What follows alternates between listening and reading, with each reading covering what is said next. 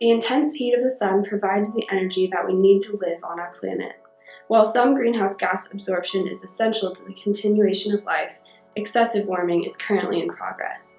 A return to a stable balance of greenhouse gases in our atmosphere is critical for our survival and well-being. Solar radiation and atmospheric physics are non-negotiable elements of our habitat. However, it is well within our capability to reduce our heat-trapping pollution. The buildup of carbon dioxide, methane, and other greenhouse gases in the Earth's atmosphere and the rate of increase is largely attributable to human activities during the past 250 years and threatens all life on Earth. The fragile balance of Earth's biosphere is rapidly becoming unstable. If we are to take a responsible approach to avoiding the consequences of rapid human-caused climate change, Oregonians must urgently address this issue. In our state, non-binding goals for reducing greenhouse gas emissions were passed by the Oregon State Legislature in 2007.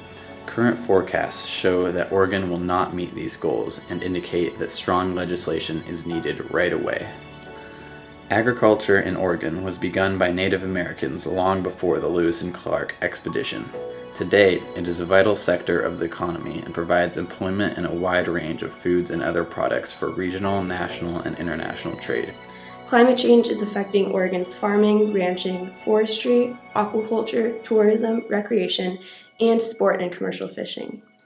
Record low snowpacks in the Cascades has caused both reduced flows in rivers and streams and water temperatures that are too warm for species such as salmon and steelhead to survive. The National Oceanic and Atmospheric Administration has projected that as many as 80% of cold water species may ultimately perish in the Columbia River and its tributaries this year.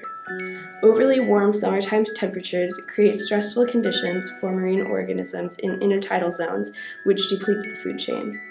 Ocean acidification due to saltwater absorption of excessive carbon dioxide is having a devastating effect on oysters and other shellfish.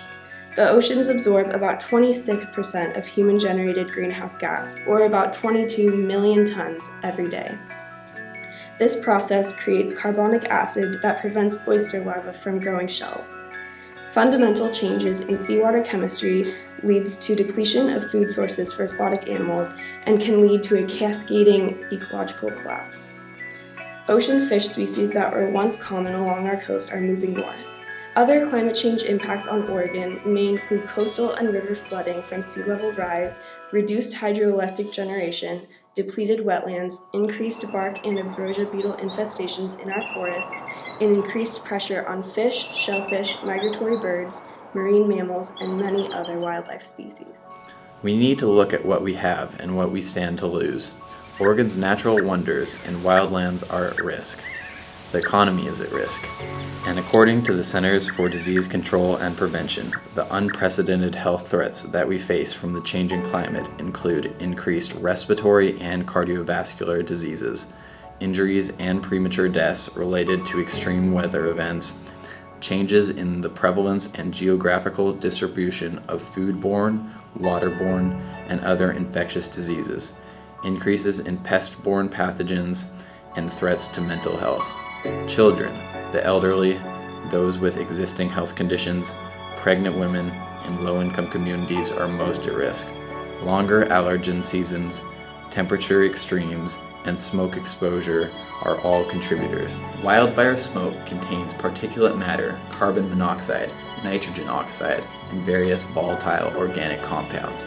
A wet year can temporarily replenish the surface reservoirs. However, the long-term trend is toward warmer winters, drier conditions, and environmental degradation until we get greenhouse gas emissions under control. As bad as things may get in Oregon in the coming years, other parts of the U.S. and the world are projected to experience far more extreme impacts, which will likely result in increased human immigration into our state to further strain our limited resources. All of these issues have economic costs, as well as impacts on people's livelihoods and Oregon's unique cultural legacy. We have the opportunity to put Oregon's emission goals into law by passing legislation that would put a cap on greenhouse gases. Short-term costs associated with a strong greenhouse gas emissions cap in Oregon are far overshadowed by the near and long-term costs of inaction.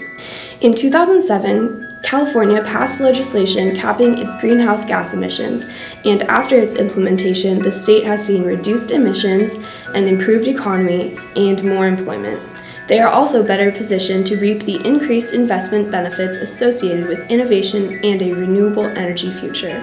Our neighbors to the south sent a congressional delegation to Europe in crafting their legislation, which helped them to learn from and avoid mistakes that had been made in the European Union, creating a robust and equitable program which is now running efficiently. Public opinion surveys indicate that a majority of Oregonians already support the type of legislation that will obtain our 2007 climate stability goals based on the best available science, and that fairly and gradually put a price on emissions while safeguarding vulnerable, low-income communities. The question is, how long will it take our state legislature to act? Not putting a cap on greenhouse gas emissions is far more expensive for individuals, families, businesses, and state revenues. Oregon can likewise customize, join in on, and benefit from the programs that are already operating successfully in other places. This regional cooperation is an important part of the bigger picture. The clock is ticking. We're already paying the price for an increasingly unstable and potentially hostile environment, and the longer that Oregon delays getting a greenhouse gas cap in place, the higher the price will be. Our atmosphere and habitat are at risk. The progression of climate change impacts on Oregon indicates that putting an enforceable and effective cap on greenhouse gas emissions is inevitable and is favored by leading economists. The momentum is building. To get out in front of this issue, our legislators and governor need to move swiftly and with due diligence. This is an opportunity to join with other regional leaders in this effort and should be seen as such. Renewable energy infrastructure expansion and related jobs can be a huge benefit to a committed Oregon. An effective cap on greenhouse gas emissions will accelerate the transition to a fossil-free environment and an improved and sustainable economy. This is an investment in our present, our future, and the future of the next generations of Oregonians. Please take action by contacting your Oregon State Senator and Representative and ask that they support a cap on greenhouse gas emissions in Oregon. Contact your nearest 350.org chapter to get involved.